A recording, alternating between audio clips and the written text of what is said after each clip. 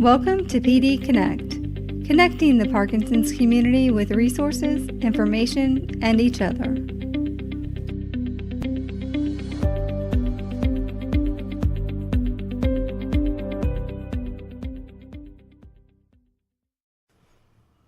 Today we're joined by Nick Pernisco. Nick is the founder and editor at Parkinson's Warrior, which is an organization dedicated to inspiring people with Parkinson's to stay active.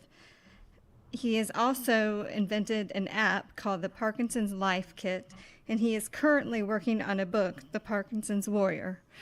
Welcome, Nick. Hi, thanks for having me. Hi, Nick. Thanks for joining us. Thank you. Nick, thanks for joining us today. Can you please share a little bit about your background with Parkinson's? Sure, absolutely. So I was diagnosed in 2011 at the age of 33. And I actually had symptoms earlier than that, probably since 2009 when I was 31. Although looking back now, it probably seems like there are some signs earlier on, even earlier than that. So, it's tough to tell when things started, but 2009 is when I started noticing it, and 2011 was when I was diagnosed. At the time, I was teaching in Los Angeles at a college. I was teaching media studies, which is my background, and I just started getting a very quiet voice, a stiff left arm. Walking became a little bit difficult. I became tired more easily. So that's when I went to get checked out. And after 2 years of looking into my case, because I was so young at the time, the doctors were saying it can be Parkinson's, but we need to rule everything else out. So they're like, "You're very lucky. It's Parkinson's." I'm like, "Oh, okay." But they ruled out MS. They ruled out all these other really, bad illnesses that, if I had to choose, I guess I would choose Parkinson's over those. But shortly after I was diagnosed, my wife decided to think about our future and what was going to come of it. And so she decided to go back to school for a degree in business. And we went to Seattle because we knew friends there. And so she went to school, and I actually taught a couple classes online for that same college. So I did that for a few years, and those were really tough years, I think, for me, just because, a lot of changes were going on with Parkinson's, with moving to a new place, with, missing my family and friends.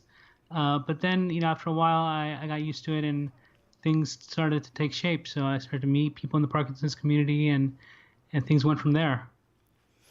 How long was it before you actually started connecting with people in the Parkinson's community? I'm curious because as I listened to your story, I feel like we went on the same paths. Right. Yeah. So it took me a little while just because, like I said, I was on the younger side when I was diagnosed. So it's kind of hard to go to like a support group with people that are in their 50s and 60s and 70s. And you kind of, first of all, you're not at the same stage of life that they are. One person told me when I met him, he was about 65. He said, "Oh, you should just retire now." And I said, "I'm 35. I'm not going to retire right now. Right. I'm at the peak of my potential career." And so, that was interesting. And then the fact that a lot of these people were older, they were at the further stages of Parkinson's. So that was a little tough to see as someone who's 33, 34, 35, to see people that are in, stage 5 Parkinson's and say, "Wow, is this really my future?" And, it really bummed me out for a while. It wasn't until later that I discovered young onset groups in Seattle. This facilitator, Susanna Eller, she is part of the APDA and Northwest Parkinson's Foundation up in Seattle, and she runs a couple support groups. I went to one of her young onset groups, and I met people around my age. I mean, young onset is anyone under 50, so there were people in their late 30s, 40s, even 50s.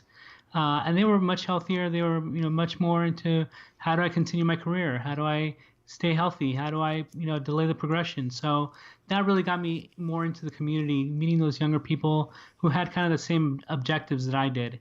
And so that's really where it all started for me.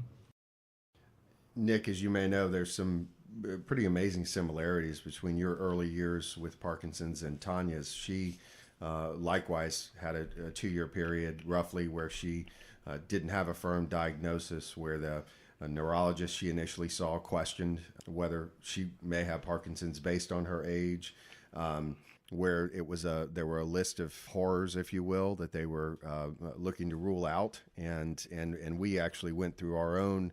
I can't recall if we discussed it or we independently each thought, of the list of things that they're describing. Parkinson's sounds like it might actually be the best alternative, as hard as that is to imagine.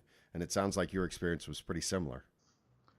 Right, absolutely, yeah. And you go through these stages of not knowing what's going to happen, not knowing what it is. And at the time, I was under an HMO system in California, and it was just red tape after red tape just to get different tests done. And so not knowing was really, really, really tough. And I said, what's going to happen? And at that point, I had actually decided to buy my dream car at the time that I really wanted for many years, just because I said, am I going to be able to drive in 5 years? Maybe I should just do this now. And so a lot of the things that I thought about that I would maybe one day do, I wanted to do like right away. So that's kind of another part of the story where I kind of went wild with things that I said, if I'm not going to be able to do this in 10 years, I should do it now, which led to a lot of other craziness, which I'm sure you can probably relate to, Tanya. Yes. Nick, one of the things you mentioned was your first experience with attending a support group meeting. And Tanya had a similar experience when she first started out trying to participate in support groups. Tanya, do you want to talk about that for a second? Yes, much for the same reason as you, Nick. I did not want to attend a Parkinson's support group. Chad would ask me, hey, there's a support group. Do you want to go? And I would say no, because I did not want to see what lied ahead for me. Right. And it wasn't until we moved to Orlando, and after I started my blog, a local person reached out to me who leads the Young Onset Support Group and asked me if I would be interested in attending. And I was like, I don't attend support groups. No way, no how. And she explained, no, it's just young people, young onset, under the age of 50. And so I went, and that was the first time. I've now been diagnosed with Parkinson's for 10 years, and I went to my first support group 3.5 years ago. So it was a long time for me, but now I love it. And actually, I have a meeting to go to tonight, and I look forward to it. Yeah, I was really apprehensive at first, but now I feel like it really is important to have that connection to other people who are going through the same thing you are, or similar things that you are. Not just to kind of connect and say, hey, how are you doing? Oh, I'm doing okay. And you really learn a lot. You really get a really good support from these people. And so that's something that I talk about in my book also, that your support system is hugely important, and that includes people who are going through the same things you are. And that's a good point, and that's in part why we created this podcast, because for people like you and me who years ago were not ready to basically go out in public and meet with other people with Parkinson's, this allows people with Parkinson's to listen and with anonymity. Yeah. And they can kind of connect that way. Another similarity between what I read in your background and what Tanya's experience with Parkinson's, or what she experienced with Parkinson's early on, was that you both had a period of denial or depression, which eventually for you then led to a turning point, much like it did for Tanya. And in your case, you adopted a warrior mentality, as you describe it. Can you talk a little bit about that? Sure, yeah. So basically, when you go through something like this, the diagnosis at such a young age, you go through those five stages of grief, they call them: denial, anger, bargaining, depression, acceptance. At some points, I felt like I was at every step at the exact same time. I was, in denial, angry that this was happening to me. I was saying, if only I drink more juices and cut out fat and exercise more, maybe it'll be better. And obviously had the depression, but then, after a while, you have to accept the reality. But yeah, basically, for me, the big turning point was, I was in a deep depression. My wife was really being burdened by this, not good for her life or her career or for our social life or anything. And I had to tell myself, what am I going to do with my life? Am I going to just lay in bed and just let this happen to me? Or am I going to try to fight back and do something about it? So, fighting back is what I decided to do. And so when you look at the 5 stages of grief, I added a sixth um, level, which is, fight back. If it's a disease, a chronic illness, it's uncurable. Step 7 could be advocacy. And so, for me, fighting back in advocacy had been the thing that really brought me out of it. That slump, and just gave me purpose once again, saying, what am I doing with my life? Well, I have Parkinson's, and so do 10 million other people on the planet. I think there's something I can do. I think there's something I can contribute. And so that was part of it. Part of it was also from the support group. We got a little sub support group going. People who were really active or wanted to be really active. So these are more the younger people, the people who had just been diagnosed, the people who wanted to keep working in their careers. And we started an active PD group. And so we'd meet once a month and go walk around, Green Lake Park in Seattle, which is about a couple miles around. And then we'd go drink beers, or we'd go for a short hike, really easy hike, and then go have lunch together or something. So it was with those people that I really came into my own with feeling like, okay, I can fight back. I can find a support group, people just like me, people who have the same goals, and we can do this together, and we can support each other. And so that's where the whole idea of the Parkinson's Warrior came out of. That's where the whole idea of tracking your fitness as your days go on, so that you know the difference between, oh, this is just a little blip on the radar, I'm really doing okay, just today's a bad day, and more long-term things that you want to keep an eye on in case they really do turn to a later stage of Parkinson's. I really like the stages 6 and 7 that you described. That's an accurate description of the last, I don't know, 5-6 years of your life, Tanya. Yes. I mean, it's. I think that's really interesting how you characterize that, and I think that's absolutely true. I mean, you reach a point where you start to fight back, and then that fighting back, you turn that into an opportunity for advocacy, turning it into advocacy as an opportunity to make a difference. And I can speak really for both of us. It's not just Tanya as the person living with it, but also the care partner. Mm-hmm. That role of, or entering that stage of fighting back and that stage of advocacy really makes a big difference in the day-to-day life with Parkinson's, both, for Tanya individually and for us as a partnership. Have you found the same to be true as with you and your wife? Yeah, I mean, she sees that I'm actually involved in something that really matters and that I really care about. And so to her, she always says to me, you don't need to, work a lot. You don't need to make a lot of money. Just try to focus on your health as your first priority, and don't do things that will make me upset. She says, don't mope around the house. Don't, go and sign up to an MBA program just because I want to have an MBA, just because I don't feel like I'm going to be able to do it later on in life or something. So she's like, just focus your energies, try to be happy, and that's what makes me happy. That's what she tells me. And so this whole thing with the app and with the book and with the idea of advocating for awareness of Parkinson's has really kind of like brought my spirits higher, but also brought me closer to my wife in terms of, she sees me as someone who's very caring about something, and who, the person she met really, that is someone who's involved, someone who cares, someone who wants to make a difference. And that person kind of came back through Parkinson's. I have to tell you that the similarities between and the parallels between your experience and journey with Parkinson's individually and in your relationship with your wife and what Tanya and I experienced, I mean, it's staggering. I'm over here sort of with this look on my face of just a little bit stunned as to how, and we've never met before.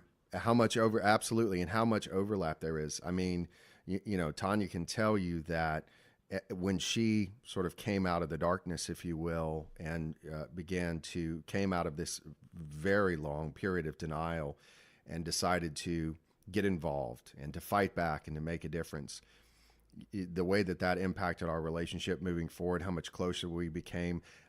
She's even very similar to something you just said. She even said once to a friend of mine who commented that I seemed a lot happier and a lot, just sort of more lighthearted. And she made the comment to them, he's got his wife back because, she was back to being the person that she was. But even more than that, I mean, I commend both of you. And I, as part of my experience with the Parkinson's community, I've grown to admire so many people who advocate, who live with the disease and who advocate because of stories like yours and what I've witnessed in my own household with my wife, and so many others out there who confront this disease and then make it turn it into a life purpose to make a difference in this community. And it's an amazing community of people. So I really, I don't know. I'm just amazed by the similarities between our two journeys.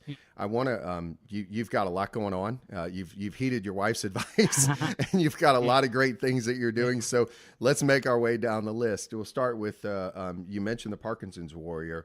Let's talk a little bit about the objectives of the Parkinson's Warrior and the website too, which is parkinsonswarrior.com, right? Yes, absolutely. And basically, everything you just said kind of encompasses what I try to do with Parkinson's Warrior. So the idea that yes, Tanya and I did have very similar experiences. I'm sure that sentiment is shared by most people in the Parkinson's community when they have these stages of grief and so on, and turning it into advocacy. But a lot of people just don't know how to do it, so they don't do it. So what I really try to do is try to bring that information and try to bring that energy to other people's lives. So the energy that I have, the energy that Tanya has, the energy that these people who we see on American Ninja Warrior, with Parkinson's, doing these things on with weights and hanging from the ceiling and things I can never do. But it's all about the mentality. It's all about the mindset, and just learning about the disease, learning about what your options are, learning that it's not a death sentence. I mean, I plan to live until I'm in my 80s, hopefully. I mean, I'm looking forward to that. I don't know what condition I'll be in, but I'm looking forward to living that long at least. And so that's the mindset. If you say you're done, if I say right now I'm 40, I won't live past 41, then chances are, it's a self-fulfilling prophecy. So you really need to have the mindset of like, I want to live a long, healthy life, and really remind yourself why you're living. What's your why? And for me, my why is my wife.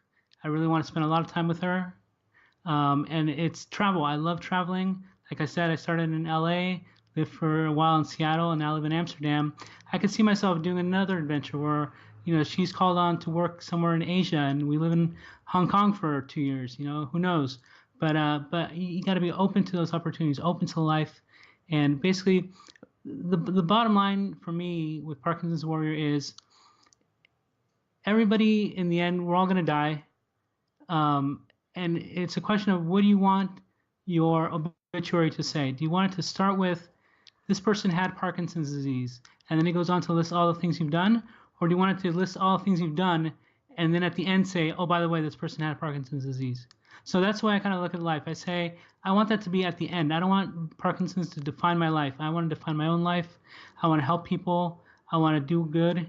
And I want to travel with my family and with my friends. And so, again, it's really about the mentality. I'm not selling any kind of exercise routine, or I'm not selling any kind of special supplements. I'm selling an idea, a mentality, a mindset. And there are a lot of people who do exercise and supplements really well, but that's not what I'm doing. I'm trying to get the people motivated to live life. One of the things I saw on your website is you've got a news feed that updates daily, best I can tell, and it has a ton of content on it, because as I commented to you before we jumped on to recording the podcast, I saw there were, I think, 3 new articles that popped up with today's date, or between today and yesterday, actually. Right. And you've got that. That's obviously one of the features of the website, is for you to include these updated news articles that are related to Parkinson's, right? Yeah. So basically, for me, like I said, knowledge is power. So the more we can learn about what new treatments are out there, or people, find out about people's stories, that's what I'm looking for. So I try to find Really, it was the beginning of it was for me because there's so much out there about Parkinson's. I said, how do I find it all? How do I, see it all, or read it all under one roof or one place? And so I started this website with the news feed, and then it's kind of grown from there. And I think it'll grow even more. But the most important thing is if you wake up and you go on Facebook, for me, the first thing I see is I want to see what stories are out there now. And so I have a software I developed that will automatically pick and choose articles about Parkinson's, research and people's stories and all that from the internet, and put them onto the newsfeed and link to the originals.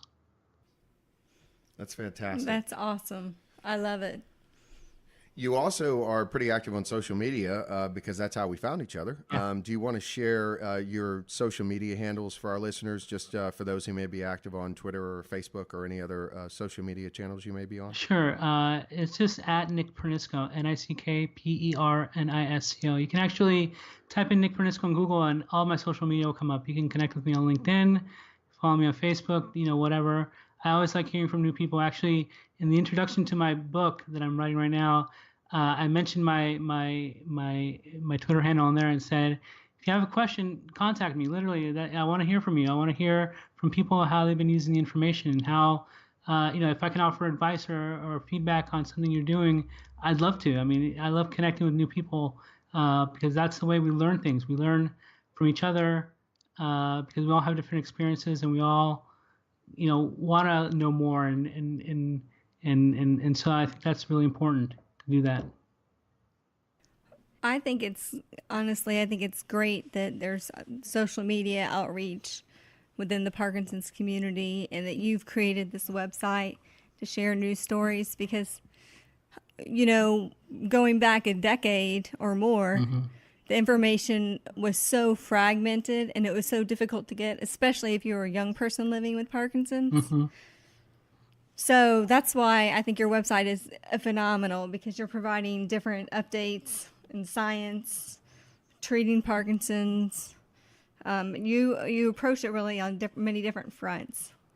That's all beneficial to the community. Thank you. Yeah, and one thing that's really important to me, like I said, new information is really important because when you think about therapies, new therapies are being developed all the time, and so one of the big things I've been thinking about for the last year or so is deep brain stimulation, and I'm about due. I'm in line now here on a waiting list in Amsterdam, waiting probably around January is when my operation date will be. But I've been reading a lot about it and reading about people's experiences with Medtronic and so on. And I say, well, there are two new brands out there that are competing against Medtronic now. And people were like, what, really? And so it's all about staying, on top of the new developments, the new information that's out there, because maybe the Medtronic, might be a good device, but the Boston Scientific or the Abbott device might be better, or it's something worth looking into. So, like I said, therapies change all the time, so it's worth it to stay on top of the latest and greatest so that you can live the best life you can. So you are, like we've discussed, you're doing amazing things on this front with your website. But why don't you tell us a little bit more about the app that you've developed? Sure. So even though my background is in media, like I mentioned before, I do have a lot of technology in my background as well. So I was thinking about how to use technology to help people with Parkinson's, since that's one of my core skill sets. And it occurred to me when I joined a Parkinson-specific training program in Seattle that everybody experiences Parkinson's differently. We know that, and every day is different as well. So when I go into my neurologist and she says, "Oh, how have you been doing the last 6 months?" I say, "Well, pretty good." And she says, "Well, how have you been sleeping?" And I say, "Well, pretty good." And eating, yeah, fine, and she'll take my weight and take my blood pressure and all these things, and that's all well and good. And she knows me; she's seen me for the last however many years. But we could get a little bit more specific about how we've been doing in the last 6 months or year, or or how we're doing overall day to day. And so the idea for this app came about that way, with some people from that training class, and then talking to my neurologist about how to maybe make more more a better way to track in more detail our day-to-day with the disease. So basically, I started with a CNS, central nervous system tap test. This is something that I actually found from a friend in the community, and he was telling me how the central nervous system tap test, it's just you're tapping a button repeatedly, is kind of a stand-in, it's kind of a proxy for overall central nervous system health. So if you're able to tap much more fast and for longer, that means your central nervous system is doing well. If you're much slower, you do fewer taps, your central nervous system is not doing as well. So I started by creating a little app that will do that and keep your records and let you export like an Excel file. And that went well. And so my friends started telling me, what about memory? What about cognition? What about emotional state? There are a lot of what abouts. So I kind of took a mental note and wrote it down. And then over the last year and a half or so, I kind of built out the app to be kind of an all-encompassing Parkinson's, nerve center, if you will, for managing your disease day to day. It's almost like Fitbit, but for people with Parkinson's. So it has the ability to test your central nervous system with the tap test, like I mentioned before. It has a modified Stroop test that tests cognition. So you have to, match colors to colors, and then the colors start changing the names of the colors on the actual colors, and they try to confuse you so you mess up. So it's kind of cognition and then changing your train of thought. And then I've also included things for memory, for voice, how loud are you today, how low are you today, emotional state. So it's kind of a stripped down version of what the doctors ask you when you go in for either a therapy session, or if you haven't seen your neurologist for a while, they'll ask you, these questions about your emotional state. This is kind of a pared down version of that. And it'll also, track your medication. So if you have all your medication input, you can see how you're doing with the different physical, emotional, and cognitive functions, while also kind of cross-referencing the medication as well. So it really is something that can go from being something very simple, where you can just use one aspect of the app, into something that's like really, really all-encompassing, where you can spend an hour a day in the app and do all these different things and analyses and get really involved with it. So I try to make it for anybody who has Parkinson's, from someone who just got diagnosed to someone who's kind of in later stages. And right now it's only available for iOS, just because that's what I know how to program. But I'm hoping to bring it to Android very soon as well. And for those of our users who don't know, iOS is the iPhone, so it'd be available on the iPhone. Or it's the operating system for the iPhone, so it'd be available in the iPhone App Store, right? Yes, iPhone and iPad as well. I'll share with our listeners as well that on the App Store, it's got a 4.6 star rating, so it's obviously been rated very well by the, and I think there are 22 reviews already, which actually on the App Store is a pretty good number of reviews. The information that's then gathered by the individual using the app, I assume that's can be shown or reported in some way on the app, so they can then look at it and reference it as they meet with their doctor on a semi-annual or annual visit? Yeah, so basically the app will record all that information, and then you can export it as a individual Excel files, or similar to Excel files. They're really just spreadsheet files for each individual test, or you can do one big file for all the tests together. This is really great if you're doing research, or you want to look at all your data all at once. And it'll also generate a nice little PDF you can print out that's really nice with graphs on it and numbers that show all of your test results within a given period, that you can take to your doctor in just like a one sheet and be like, here's this, and they can look at it and say, oh, look, there's a little dip here in May. What happened there? So, you can get very specific. But, like I said, it's something that you can be very, it could be very simple, like that one sheet, or it can be detailed. You can print out, pages and pages and pages of all your data from the last, like, however long you've had it. Well, that's fantastic, because it's as Tanya shared on a prior episode, she uses me as her app for the annual visits with her movement disorder specialist, where he asks her questions and then she turns and looks at me and says, well, how have I been doing? Yeah. Because like you, I would say, oh, I'm fine. And then I'd look at Chad and Chad would say, no, she's not fine. This is going on. This is going on. This is going on. But even then, it's more, we're going based off memory. It's generalities. Inevitably, there's always that moment where we look at each other as he asks a question and go, I don't know. Can you remember? I mean, how has that been? Has it been different? Especially because I think the more you get into years with living with the disease and managing it, and if you're managing it well, if you're actively managing it through exercise and diet and properly monitoring your medication, then you don't spend every day sort of thinking about, what are the unique challenges today and what does this mean? Am I experiencing this more than one day? Is it going on for weeks? Do I need to make an adjustment to my medication? So I think there are incredible benefits of the app, and it's I'm not sure if we said the name. It's the Parkinson's Life Kit app. So that's the Parkinson's Life Kit, and it's Life Kit is all one word together with the L and the K capitalized, right? Yes. And just one thing about the app, it is an app you have to pay for. It's not free, unfortunately.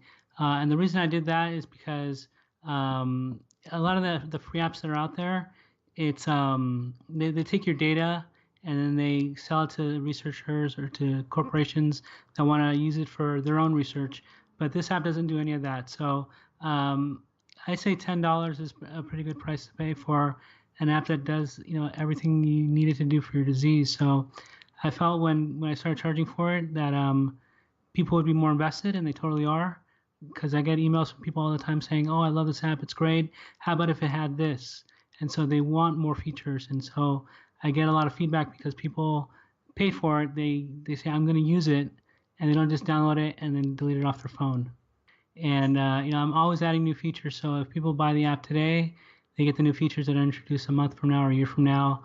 And Apple just released information about how to capture tremors and dyskinesia using the Apple Watch, and that's going to be integrated into the app in about a month.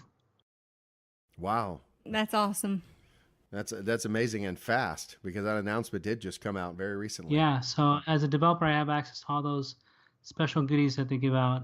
So it sounds like from what you described about the newsfeed on the website and also what you've done with the app, you've relied a lot on you obviously have a background in software development in addition to the teaching that you did.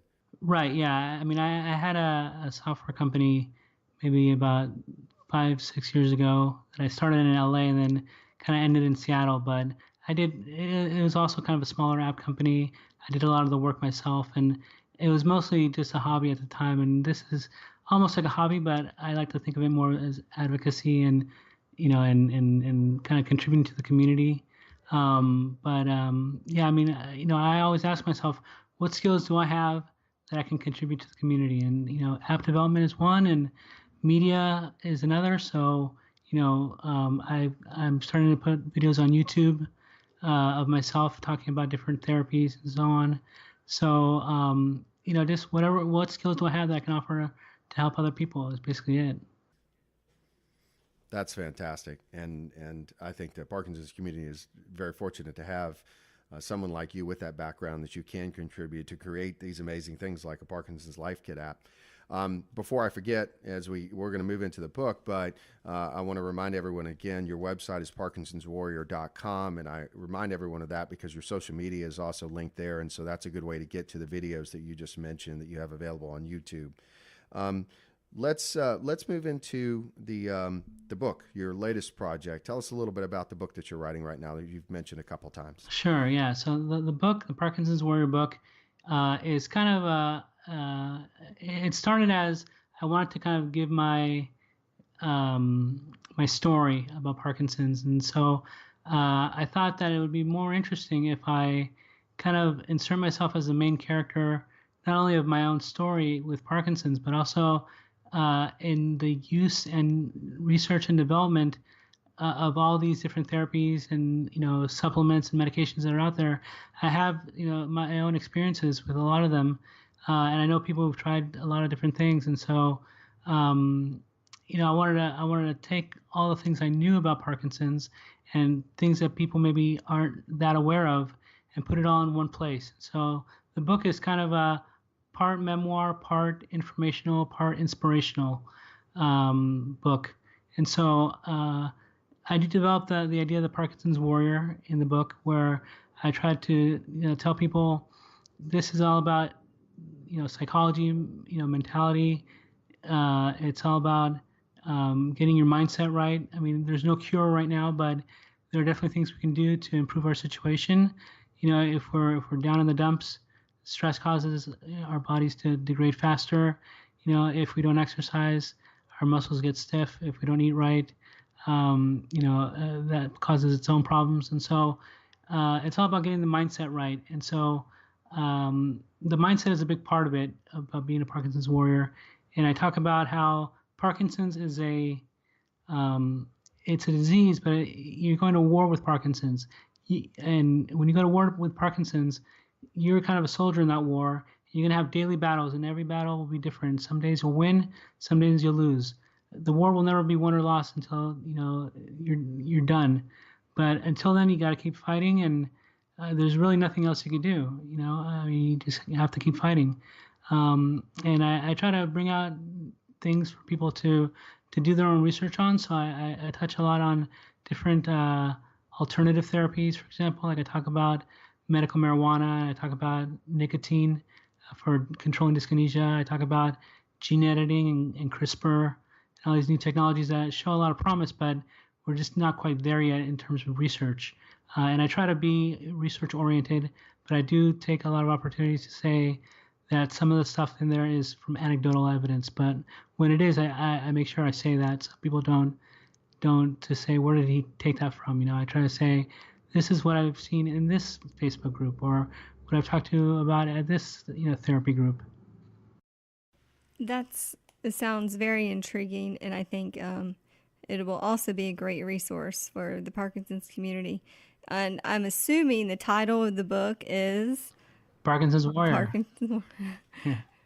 Yeah. Very appropriate. I was very, very fortunate to have gotten that name as a domain name, because I know Parkinson's Warrior is an actual phrase that people have used for a long time. And so the fact that I can kind of use that and kind of bring people together under that mindset of being a warrior, I think it's pretty awesome.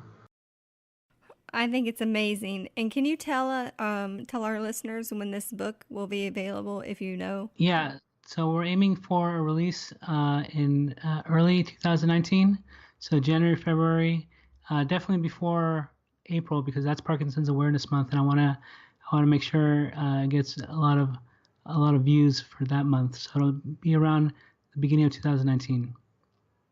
Perfect. Fantastic. Well, we look forward to the book being published and to reading it, and maybe that'll be another opportunity to bring you on to our show. I suspect between now and the end of the year, knowing you from what I've seen so far, you'll probably have some other project underway that we could talk about as well. Yeah, keep busy. Yeah, thank you. Right, or if not that, I'm sure there will be some other amazing new developments to the app. So lots to look forward to in the rest of the year. I think that probably wraps up what we're going to cover today. We really appreciate you being on the show, Nick, and thank you for joining us. Thank you for having me. I'm going to keep an eye on you guys too. I want to see what you guys are up to in the future. There's no telling. All right. Thanks so much, Nick. Thank you. Thanks for tuning in for this episode of PD Connect. Please help us connect with the Parkinson's community by spreading the word about this podcast. You can find us online at pdconnect.org and on Facebook at PD Connect Podcast. You can also follow us on Twitter at PD_Connect. Again, that's PD_Connect. Until next time, this is Chad and Tanya signing off.